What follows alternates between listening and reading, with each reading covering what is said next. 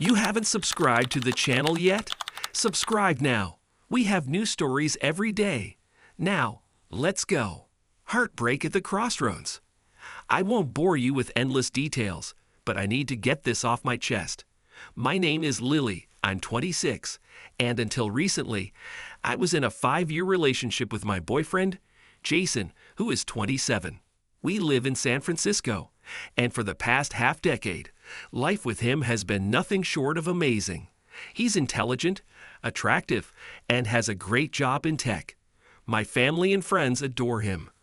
Our relationship was built on mutual respect, understanding, and an incredible connection, both emotionally and physically. One of the things I cherished most was how we never fought. Instead, we sat down and discussed our issues like adults. Jason is a firm believer that fighting is a waste of time, a mentality I initially struggled with but grew to appreciate. He's traditional in some ways, which has its pros and cons, but we've always been able to find common ground. He despises dishonesty and infidelity, values I also hold dear. He has never restricted me or made me feel trapped. That's why his recent actions have left me utterly confused. For the past few months, I've been contemplating the idea of opening up our relationship. It's not that I'm unhappy with Jason, far from it, but a part of me craves new experiences, a chance to explore different connections. I thought it would be fair if we both had the opportunity to be with other people, as long as it was purely physical and we remained honest with each other. I know Jason is more monogamous by nature, but he's also open-minded in many respects. He's mentioned before that he doesn't judge people who live alternative lifestyles, so I hoped he might be receptive to the idea. One evening, after we enjoyed a homemade dinner on our balcony overlooking the city skyline, I decided it was time to broach the subject. "Jason, can we talk about something?" I asked, trying to keep my tone casual as the golden hues of the sunset bathed us in warm light. "Of course, Lily. What's on your mind?" he replied, his eyes meeting mine with genuine interest. I took a deep breath. I've been thinking a lot lately about our relationship and how strong it is. I was wondering how you would feel about us exploring an open relationship. A moment of silence stretched between us. His expression shifted from curiosity to disbelief. "Are you joking, or are you serious?" he finally asked. "I'm serious," I said softly. "I love you, and this isn't about replacing you or diminishing what we have. I just think it could be exciting for both of us to experience something new, physically, while keeping our emotional connection intact." He stood up, the chair scraping loudly against the wooden deck. "You can sleep with whoever you want, Lily," he said, his voice eerily calm. "Have a nice life." Before I could process what was happening, he walked inside. Panic surged through me. "Wait, Jason. Can we at least talk about this?" I pleaded, following him into the apartment. He was already grabbing a duffel bag from the closet. "There's nothing to talk about," he said, stuffing clothes haphazardly into the bag. "You're just going to leave?" Just like that. I felt tears welling up in my eyes. He paused and looked at me, his gaze colder than I'd ever seen. "What did you expect, Lily? That I'd be okay with you wanting to sleep around? That I'd jump on board with this idea? I thought we could discuss it, and if you weren't comfortable, we wouldn't do it," I stammered. He shook his head. "The fact that you even want this tells me we're not on the same page anymore." "Please don't do this," I whispered. But he zipped up his bag and walked out the door, leaving me standing there in stunned silence. In the days that followed, I tried reaching out to him countless times. He blocked my number, unfriended me on all social media, and even instructed his friends not to communicate with me. Our shared apartment felt emptier than ever. His side of the closet was bare, his favorite coffee mug absent from the kitchen cabinet. Desperate for any form of contact, I went to his workplace, a sleek, modern building in the heart of the financial district. The receptionist recognized me but gave a sympathetic shake of her head. "I'm sorry, Lily, he's not accepting visitors." "Could you at least tell him I'm here?" I implored. She hesitated before replying. He left instructions. "I'm really sorry." Feeling defeated, I wandered aimlessly through the crowded streets, the city's vibrancy a stark contrast to the numbness I felt inside. A week later, his friend Marcus came by the apartment to collect the rest of Jason's things. I opened the door to see Marcus standing there, avoiding eye contact. "Hey, Marcus," I said quietly. "Hey," he muttered. "Just here to grab the rest of Jason's stuff." As he moved around the apartment, I couldn't help but ask, "How is he?" Marcus paused, looking uncomfortable. "He's coping." "Can you please ask him to call me? I just want to explain." He sighed. "Lily, he doesn't want to talk. He's pretty hurt. Honestly, he's ashamed. He thought you two were headed towards marriage."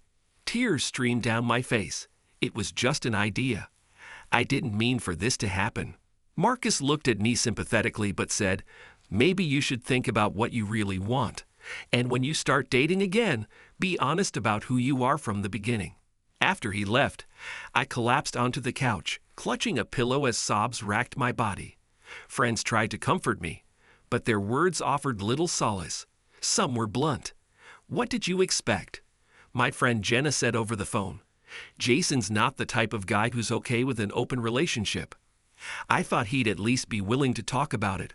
I replied weakly, "You had a great guy, and you let him slip away." Others were more supportive but equally at a loss for advice. One sleepless night, I scrolled through old photos on my phone. Pictures of us hiking in Muir Woods, laughing at a Giants game, cuddling on the couch during a movie marathon. Each image was a knife twisting deeper into my heart. Why did I feel the need to complicate things? Our relationship wasn't lacking intimacy or affection. Was it restlessness? Curiosity? I began to realize that maybe I hadn't fully appreciated what I had. In a last attempt, I wrote him a letter. *, Dear Jason. I know this is probably unwelcome, but I need to say it. I'm sorry for hurting you, for blindsiding you, for not understanding the depth of what we had. I took for granted the incredible relationship we shared. I suggested an open relationship not because I wanted to replace you, but because I was foolishly seeking something more without realizing I already had everything I needed. That was selfish and thoughtless. You deserved better from me. If you can find it in your heart to talk to me, I'd be grateful. If not, I understand and will respect your space. With all my love, Lily *. I mailed the letter, not knowing if he'd read it or toss it aside. Weeks passed with no response. I began seeing a therapist to sort through my feelings and understand why I made the choices I did. The sessions were enlightening and painful, forcing me to confront parts of myself I'd long ignored. One afternoon, as I walked out of the therapist's office, I spotted Jason across the street. He was sitting at an outdoor cafe, engrossed in a book. My heart leaped into my throat. Part of me wanted to run over to him, but I held back. Just then, a woman approached his table, placing a hand on his shoulder. He looked up, smiling warmly as she sat down. They began chatting effortlessly, and I felt a pang of jealousy mixed with sadness. I turned away, realizing that perhaps it was time to let go. Back at the apartment, I started packing up my belongings. Our lease was ending soon, and I decided it was best to start fresh somewhere new. As I boxed up memories, I found the small gift Jason had given me on our 2-year anniversary, a handcrafted journal with our initials engraved. I opened it to find pages filled with notes he'd written, reasons he loved me, dreams for our future, little sketches of places we wanted to visit. Tears blurred my vision as I clutched the journal to my chest.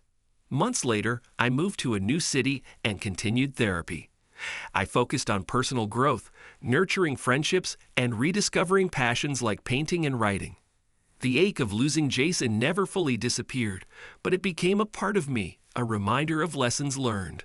One evening, I received a message from an unknown number. "Hi Lily, it's Jason. Got your letter. I'm glad you're finding your way. Wishing you all the best." It was brief, but it brought a sense of closure. I smiled softly, typing a reply. "Thank you, Jason. I wish you happiness." I didn't expect anything more, and that was okay. Life doesn't always give us second chances, but it does offer opportunities to grow and become better versions of ourselves. Standing on my new balcony, overlooking a bustling street in Portland, I took a deep breath. The air was fresh, filled with possibilities. I was learning to be content with myself, to understand that fulfillment comes from within. And maybe someday I'd meet someone new. But for now, I was embracing the journey ahead, hopeful and wiser than before.